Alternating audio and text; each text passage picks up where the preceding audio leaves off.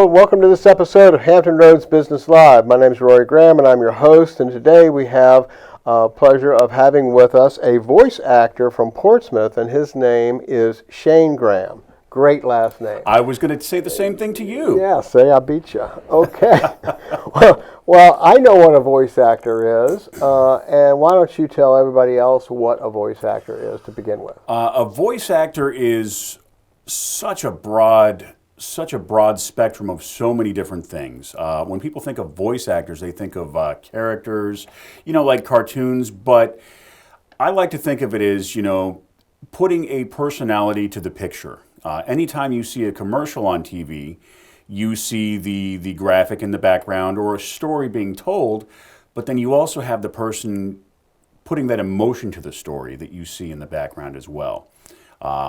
Any sort of training videos that you see, that's a voice actor. Somebody who is, in essence, telling a story. All the way to, you could even say that radio personalities are voice actors.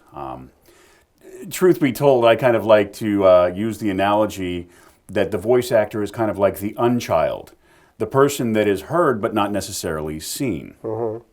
Okay, well, that's a good description. Okay, so what inspired you to get into this work? It's kind of... it's a really kind of strange story. It's one of those things that's always been a part of my life. I had my first speaking engagement when I was 6 years old, playing for a soccer team, and my mom had her business or her job that she worked at that funded our team, so I went and did the presentation of thanking them. In my early teenage years, I just happened to fall into this is going to date myself, the public access television. I was doing a lot of public access television. As a matter of fact, one of my good friends now that I got started with that is an indie movie producer. That eventually transitioned to accidentally falling into radio, broadcast radio. I was sitting at home one day and answered the phone for my mom, and it was the music director of the radio station. And even, and once I got into radio, that was where I really realized that, wow, I love broadcast. But even going back further, I think it's just always been my fascination of performing.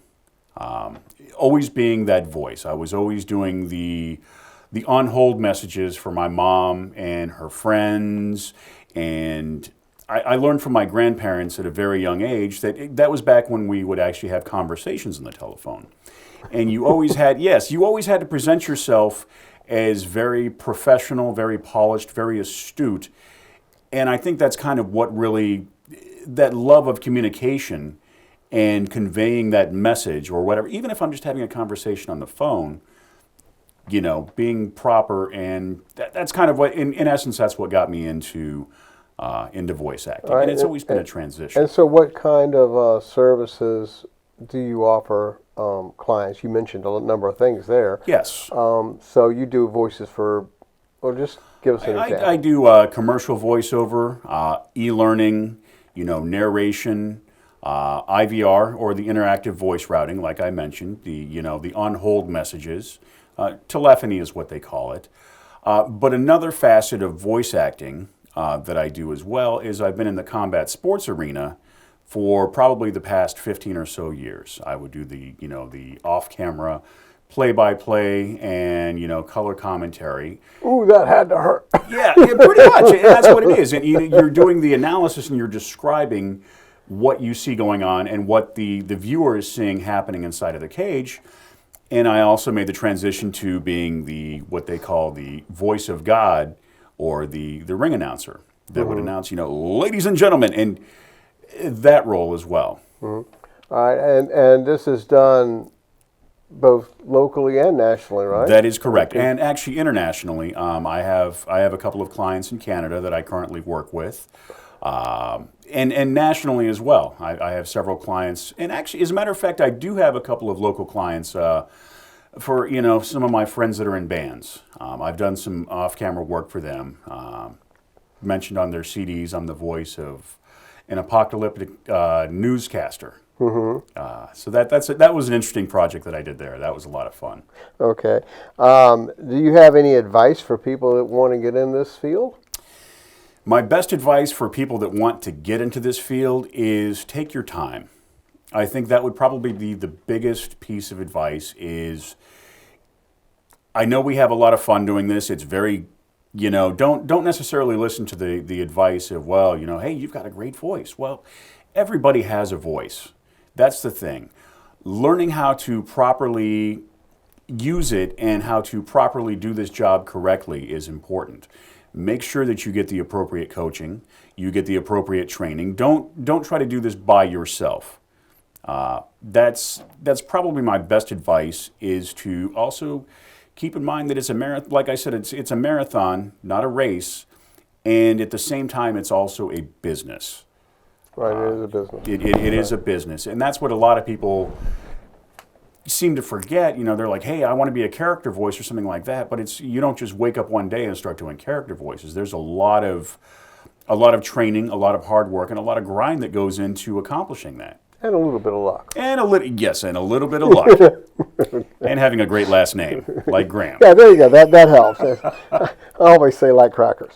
Okay, so what problem does your business solve for your customers? Well, and that's one funny thing is I hear that term used a lot. Hey, I'm here to solve your problem.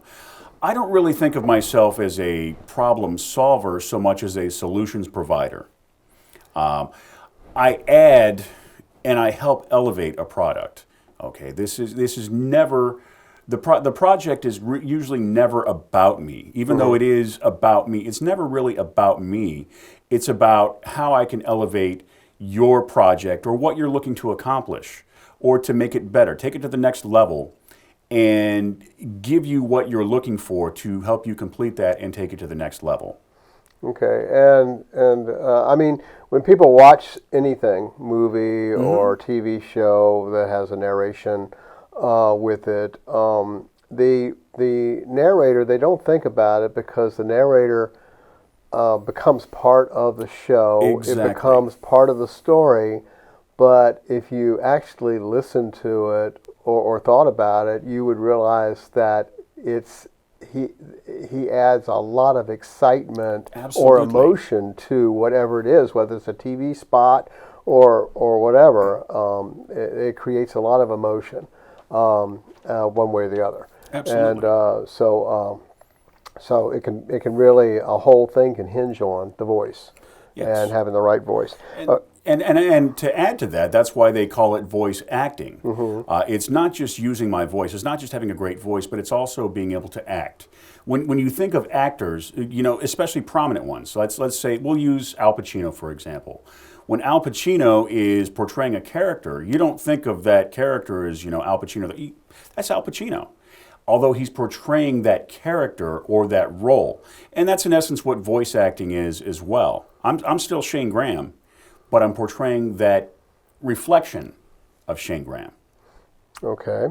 So last question is, what makes you different, not necessarily better? And that kind of ties into that as well, is my innate ability to be Shane Graham. Whether it's Shane Graham as in the dad next door, or Shane Graham as the commanding, voice announcer, it's still my innate ability to be honest and be truthful with myself. And that comes out in the reads, because like I said, you don't necessarily see me, but you hear me. And that's especially important, is to have that level of honesty and believability.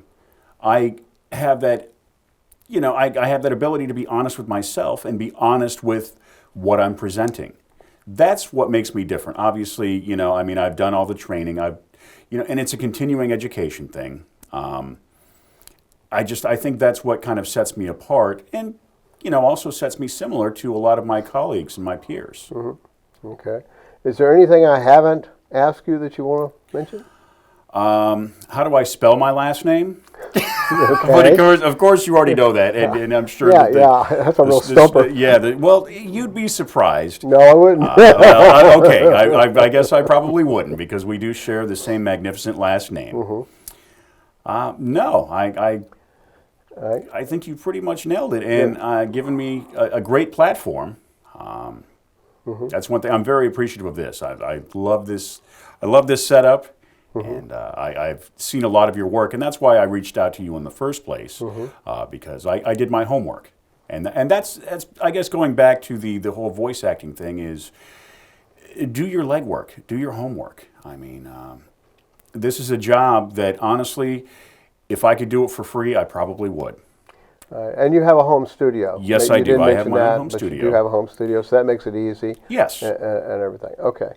All right. Well, if you have a project and you need a great voice, then you might give Shane a call. His contact information is at the end of this video and at the bottom of this screen. I wish you a great deal of success in the field. Thank you, sir. And thank you for coming in today and sharing your story. Thank you so much for your time. Thanks. Yes, sir.